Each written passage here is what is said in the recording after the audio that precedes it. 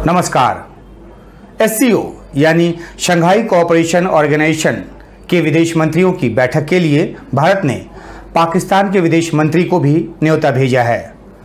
SCO की मेजबानी इस बार भारत के पास है और पाकिस्तान को न्योता भेजना कोई बड़ी बात नहीं है। इसे एक रूटीन न्योते के तौर पे ही देखा जा सकता है, क्योंकि पाकिस्तान, भारत की तरह पाकिस्तान भी एससीओ का पूर्ण सदस्य है और न्योता तो उसे जाना ही है।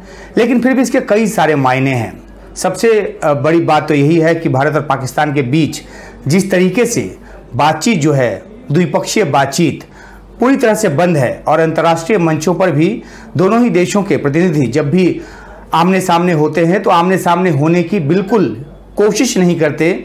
यहाँ तक कि जो आपस में दुआ सलाम जो एक एक्सचेंज करने की बात होती है वो भी होती नज़र नहीं आती। और हमने हाल में ही समरकंद में देखा, जहाँ पे एससीओ शिखर सम्मेलन था, वहाँ पर पाकिस्तान के प्रधानमंत्री भी मौजूद थे, भारत के प्रधानमंत्री भी मौजूद थे, लेकिन इनका आमना सामना तक नहीं हुआ, आपस में ग्रीटिंग्स तक एक्सचेंज नहीं हुआ।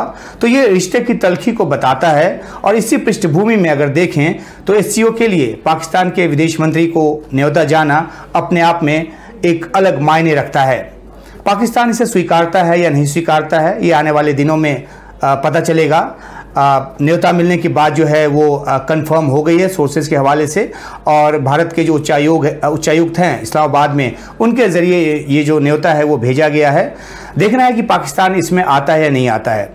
पाकिस्तान नहीं आए इस बात की गुंजाइश कम लगती है, और इसलिए क्योंकि एससीओ जो है वो मुख्य रूप से चीन और रूस केंद्रित एक जो अंतर्राष्ट्रीय मंच है वो रहा है। और शुरुआत में इसके 5 मेंबर थे, शंघाई 5 ये कहलाता था, बाद में उज़्बेकिस्तान को जोड़ा गया और फिर 2017 में भारत और पाकिस्तान दोनों इसके पूर्ण सदस्य बने।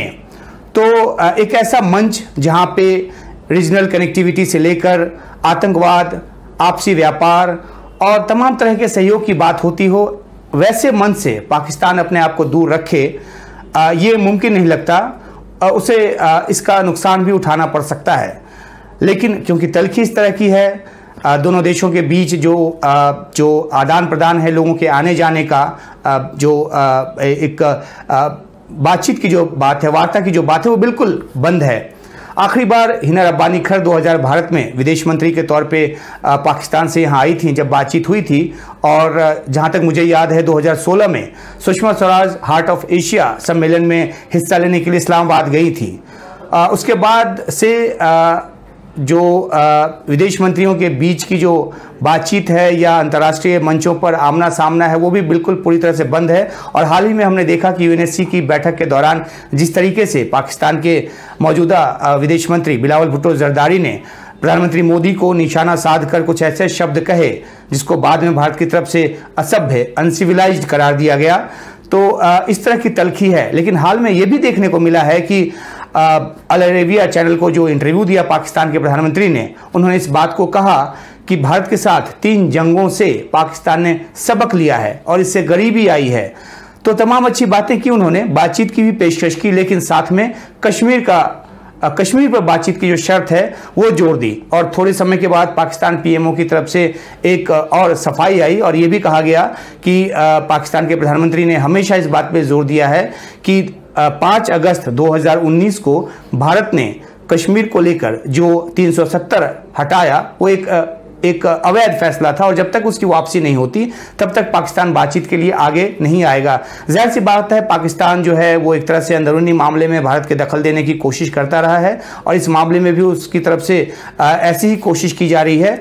और कहीं ना कहीं जो भारत की शर्त है कि पाकिस्तान आतंकवाद के खिलाफ एक ठोस और वेरीफाइबल जो कदम है वो उठाए, उसके बाद भारत बातचीत करेगा पाकिस्तान के साथ द्विपक्षीय स्तर की। तो उसी को कॉपी करते हुए पाकिस्तान ने भी अपनी तरफ से कुछ शर्त रखने की बात जो है वो की है। बहरहाल ये बातें अपनी जगह, लेकिन एससीओ, क्योंकि जैसा कि मैंने आपको बताया कि मल्टीलैटरल फोरम है और समरकंद में जो पिछली बैठक हुई थी, जो शिखर बैठक हुई थी, उसमें भारत और पाकिस्तान दोनों के प्रधानमंत्री वहां मौजूद थे, लेकिन दोनों का आमना सामना नहीं हुआ। और इससे भी ये पता चलता है कि आखिरकार तल्खी किस स्तर की है। और भारत तो अपनी बात पे कायम है कि जब तक पाकिस्तान आतंकवाद के खिलाफ कठोर कदम नहीं उठाएगा तब तक भारत बातचीत के लिए आगे नहीं जाएगा।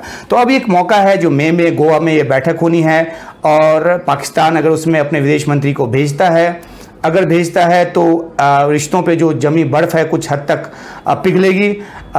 लेकिन अगर पाकिस्तान ना तो विदेश मंत्री को भेजता है या उप विदेश मंत्री हिना रब्बानी खर को भेजता है, उनको भी नहीं भेजता है, तो ये माना जाएगा कि पाकिस्तान जो है वो मल्टीलैटरल फोरम से भी अपने आप को भारत की वजह से अलग कर रहा है और वो नहीं आना चाहता यहाँ पे। हालांकि कुछ बैठकें ऐसी हुई हैं जो कि SCO की जो प्री सेशन उसकी तैयारियों को लेकर जो बातचीत हुई है उसमें पाकिस्तान के अधिकारी वर्चुअली ही सही उसमें शामिल हुए हैं। लेकिन ये भी देखने की बात है कि अभी मुंबई में जो SCO फिल्म फेस्टिवल हुआ उसमें तमाम सदस्य देशों ने अपनी फिल्में भेजी, लेकिन पाकिस्तान ने नहीं भेजी। तो पाकिस्तान अपनी तरफ से एक जेस्चर दिखाने की कोशिश करता है, तल्खी दिखाने की कोशिश करता है, लेकिन बड़ा सवाल यही है कि क्या वो एक ऐसे मंच से जहां पे उसका ऑल वेदर फ्रेंड चीन जो है वो उसमें हिस्सेदारी करता है, उसकी अहमियत है।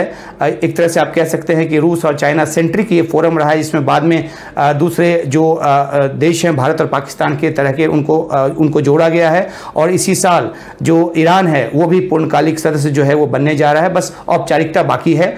तो 9 देशों का जो ये एक प्लेटफॉर्म है, क्या पाकिस्तान उससे अपने आप को पूरी तरह से अलग रखता है या इसमें शामिल होता है?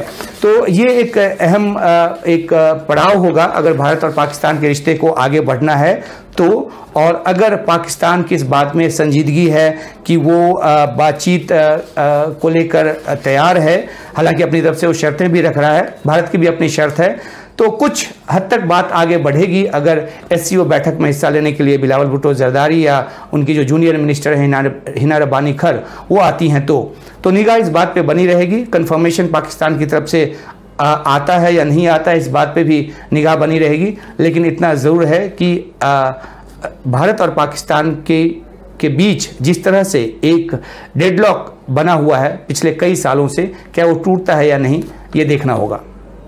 शुक्रिया।